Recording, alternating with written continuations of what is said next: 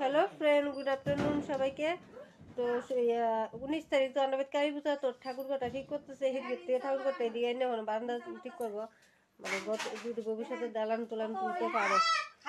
কালী ঠাকুর ঘরটা কাঁচা মুরগি ককর কক বেশি হেলাই দিয়ে কাজ করতেছে। আমার মা এদিকে রান্না করতেছে, সকালে মাংস টাংস রান্না করতেছে, কেউ সবাই সাহায্য করতেছে। আর আমার বোনে দেখুন, দাদা ভাই 60 ফুটে রিলস ভিডিও বানাচ্ছে। মুখটা দেখান, মুখটা দেখান, দেখেন দেখান না। দেখো আমার জামাই কি হারে কাজ করতেছে, আর আমার দাদা ভাই কিছু পারে না, কোথাও দাঁড়ায় থাকতারে।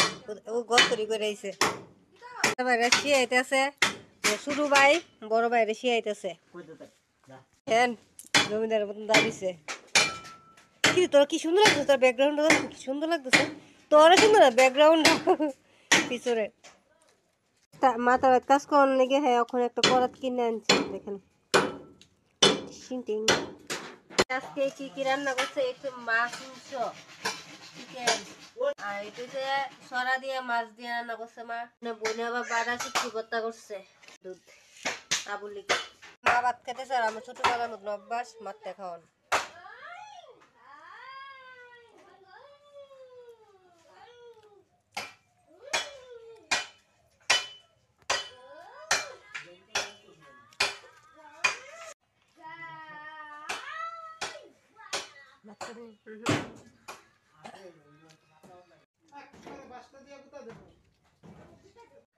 আমার বিয়ে হয়েছে 1 বছর কাছাকাছি। 1 বছর পর আমি আমার মায়ের হাতে খাইছি, তো আজকে অনেক বেশি খুশি লাগতেছে। বিয়ের আগে আমি জীবনে নিজের হাতে ভাত খাইতাম না, সবসময় মায়ের হাতে খেতাম। তো অনেকদিন পরে মায়ের হাতে অনেক মনটা মানে অনেক বেশি কষ্ট লাগতেছে। মেয়েরা বিয়ে হলে কি হয় না, এই জিনিসটা একটা মেয়ে ফিল করতে পারবো। তুই তো মার কাছে থাকস। গাইস ওখানে আমি জলফি করতে পারলাম, আমার জামাই জলফি বেলাফা, সবাই বেলাফা। কত সুন্দর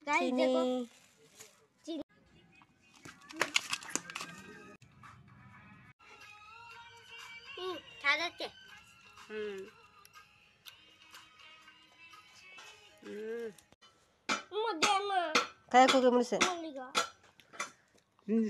না, চিনিস না তুমি চিনি বক্ত চুকা।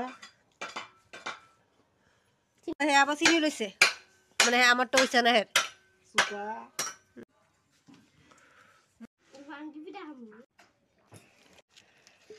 আমার কিন্তু আমরা দুপুরবেলা ওখানে কামলা খাইতেছি, কামলা খাইতেছি না। তুমি কামলা না তো, আমি জামাই। রুটি আর পরোটা ওই দিকে দাদা ভাই খাইতেছে।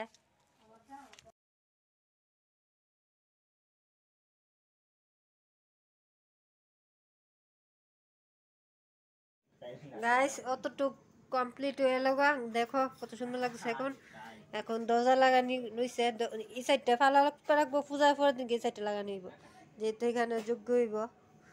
তারপর এখানটা পরে দেখবো কত সুন্দর লাগে যারা। তো আমি আরেকদিন কাছে, তারপরে এখানে বালু ফালানো হইব, প্লাস্টার করা হইব।